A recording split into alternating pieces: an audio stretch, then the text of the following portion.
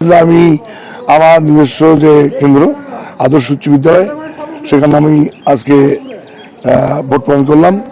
আজকের দিনটি আমাদের জাতীয় জীবনে আমি মনে করি একটি ঐতিহাসিক দিন। মূলত আজকের এই ভোটের মাধ্যমে বাংলাদেশের নবযাত্রা শুরু হবে বলে আমি বিশ্বাস করি। মানুষ দীর্ঘ একটা ফ্যাসিবাদী শাসনের মধ্য দিয়ে গেছে, এরপর অভ্যুত্থানের পরবর্তী সময়ে আজকে আমরা দীর্ঘ প্রত্যাশিত নির্বাচন পেয়েছি। এই নির্বাচনে মানুষ আশা করি সবাই উৎসবমুখর পরিবেশে ভোট দিবেন এবং প্রশাসনের কর্তব্য হবে পরিবেশ সুন্দর রাখা এবং সুষ্ঠু নির্বাচনের ব্যবস্থা করা।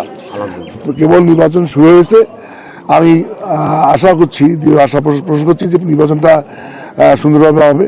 ভোটাররা তারা নির্বিঘ্নে আসবেন এবং তাদের পছন্দ মতো প্রার্থীকে ভোট দিবেন, আমি এবারে আশা করছি।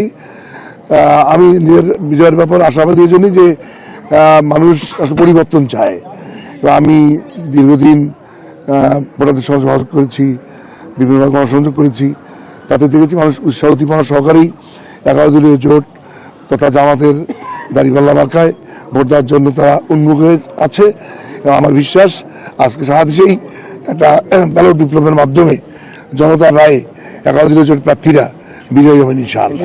আমরা যদিও বলেছি যে লেভেল প্লেইং ফিল্ড থাকা উচিত নির্বাচনের, একটা সুষ্ঠু নির্বাচনের স্বার্থে, তা আমাদের দুর্ভাগ্য যে আমরা সারা দেশে রংপুর সহ দেখেছি বেশ কিছু ঘটনা, আকাঙ্ক্ষিত ঘটনা।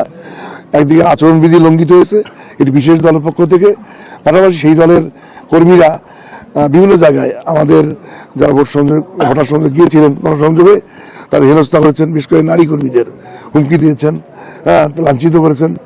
এই ধরনের ঘটনা যেন আজকে না হয় এটি খেয়াল রাখতে হবে।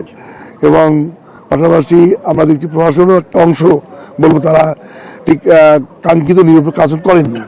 যেমন আমরা বারবার অভিযোগ দিয়েছি আচরণবিধি লঙ্ঘনের, রঙিন আপনার বড় বড় বোর্ড লাগানো হয়েছে, ব্যানার ঝুলেছে, আমরা আইন মেনেছি তার আইন মানে নেই, বারবার বলার পর ব্যবস্থা নেওয়া হয় নাই। আমরা ঝুঁকিপূর্ণ কিন্তু তালিকাও দিয়েছি। আমি আশা করব যে রিটার্নিং অফিসার সহ প্রশাসনে যারা আছেন সুষ্ঠু নির্বাচনের স্বার্থে আজকে একটা দৃঢ় অবস্থানে থাকবেন। কোনো অপশক্তি কোনোভাবেই যেন মানুষের ভোটাধিকার নিয়ে ছিনিমিনি খেলতে না পারে।